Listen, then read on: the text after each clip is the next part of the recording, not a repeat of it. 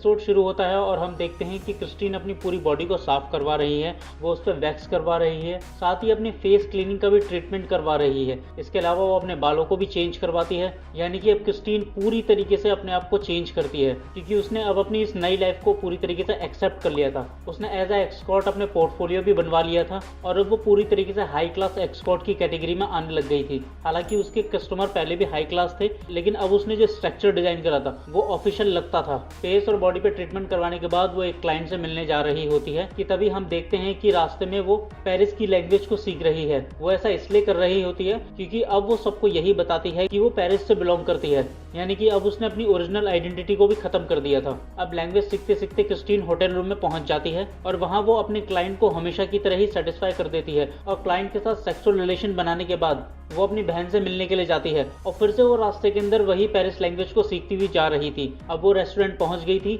और वहां पर वो दोनों काफी बातें करते हैं और साथ ही वो अपनी एक स्माइल के साथ क्लिक की हुई पिक्चर को उसकी मॉम को भी सेंड करते हैं। यहाँ क्रिस्टीन एनाबेल से पूछती है कि काम कैसा चल रहा है। इस पर एनाबेल बोलती है कि अच्छा चल रहा है, लेकिन स्ट्रेस है थोड़ा सा, और स्ट्रेस तो रहता ही है सबके साथ। स्ट्रेस का नाम सुनते क्रिस्टीन एनाबेल को बोलती है कि तो तुम कुछ और क्यों नहीं ट्राई करती अगर इसके अंदर टेंशन है तो। इस पर एनाबेल उसे टोकते हुए बोलती है कि अब तुम मुझे कैरियर एडवाइस करोगी। इसके बाद क्रिस्टीन उसे जवाब में बोलती है कि मैं तुम्हें कैरियर एडवाइस नहीं कर रही, मैं तो बस बोल रही थी ऐसे ही। इसके बाद वो दोनों लंच करते हैं और फिर लंच खत्म करने के बाद क्रिस्टीन एक रूम में आ जाती है जहां पर पहले तो एक आदमी होता है जो उस पर भड़क रहा होता है और उससे पूछता है कि तुम कहाँ गई थी, और फिर तभी वहां पर एक और लड़का आ जाता है और अब ये दूसरा लड़का क्रिस्टीन के साथ उसी पहले वाले लड़के के सामने सेक्सुअल रिलेशन बनाना शुरू कर देता है और क्रिस्टीन पहले वाले लड़के को जलाते हुए और उसे चिढ़ाते हुए उसके साथ खुशी खुशी सेक्सुअली इंटीमेट हो रही थी। और फिर उसके बाद जब सेक्स करने वाला लड़का क्रिस्टीन के साथ सेक्स कर रहा होता है तो दूसरा आदमी सिर्फ क्रिस्टीन को देख रहा होता है और फिर वो बाथरूम के अंदर जाके मास्टरबेट करने लग जाता है। उसके बाद वो जो दूसरा लड़का होता है जो क्रिस्टीन के साथ सेक्स कर रहा होता है वो काफी देर तक क्रिस्टीन के साथ सेक्स करता है और पहला वाला लड़का अभी भी उसे देखे जा रहा था। और फिर दूसरा वाला लड़का सेक्स करने के बाद वहां से चला जाता है